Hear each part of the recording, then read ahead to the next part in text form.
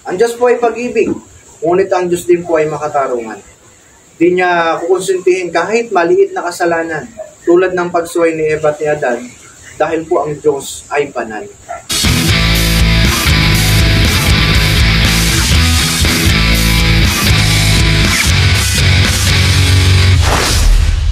Ayan, for the last sa atin pong pinag-aaralan, bakit natin kailangan maging Kristiyano?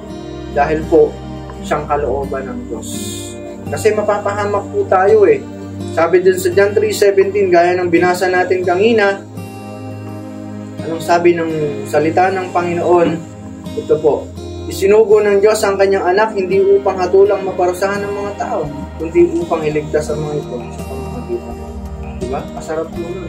Na talagang hindi upang iligtas ang mga ito sa pamamagitan. Gustong gusto tayong mahalin ng Panginoon. Gustong gusto tayong bigyan ng kaligtasan ng Panginoon. At sabi dun sa 2 Peter 3:9, naiinip na po ba kayo sa pagdating ng Panginoon? Ikaw ba, Pastor, naiinip na?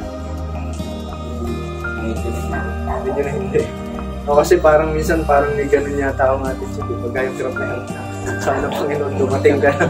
Bumalik ka ng Panginoon. Tapos parang magtatakbuli sa isip ko. Parang, paano kasi kung siguro pagka yung hindi pa handa yung mga pamilya mo, di kawawa naman sila, di ba? Ikaw naligtas sila, tapos sila hindi. Sabi na sa 2 Peter 3:9, B, binibigyan pa niya ng pagkakataon ng lahat upang makapagsisi at tumalikod sa kasalanan sapagkat hindi yan nais na may mapahamak. Kaya nga siguro ang rapture hindi pa maibagsak ng Panginoon. Kasi binibigyan niya pa talaga ng chance yung mga tao na dapat sana ay tumatalikod na sa kasamaan. Kaya hinihintay niya na pagbalik loob yung mga tao kasi ayaw talaga ng Panginoon, masakit sa loob ng Panginoon pagka may mga taong napapahamak. Ganun po. Ganun tayo kamahal ng Panginoon. Hindi nais ng Diyos kailanman na ang sino man ay mapahamak.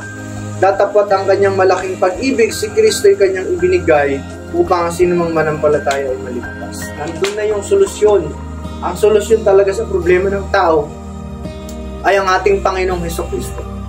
Siya lang talaga yung pwedeng masandalan natin pagdating sa kaligtasan, pagdating sa pagpasok sa kaharian ng Diyos.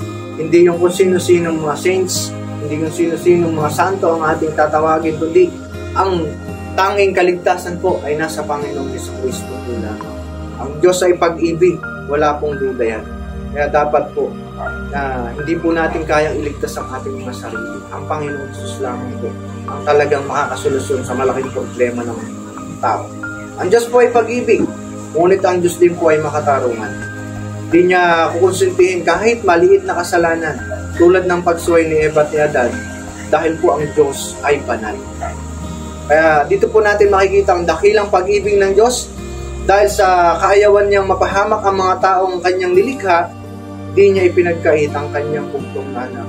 Isa-isang anak po niya yun, ang ating Panginoong Hesukristo, para tayo po ay ligtas. Ang ating Panginoong Hesukristo, ang ating tagapagligtas. Kailangan lamang po tanggapin natin at panaligan ang kanyang alok, kaligtasan. Sabi ko nga kanina, masama ang tumatanggi sa grasya. Ito, nag-aalok na ng tulong ang Panginoon. Kailangan lang natin na panaligan, panampalatayanan, tanggapin ang alok niyang kaligtasan. Lamang po sa hapon na ito, at sa Diyos ang lahat ng kapatid.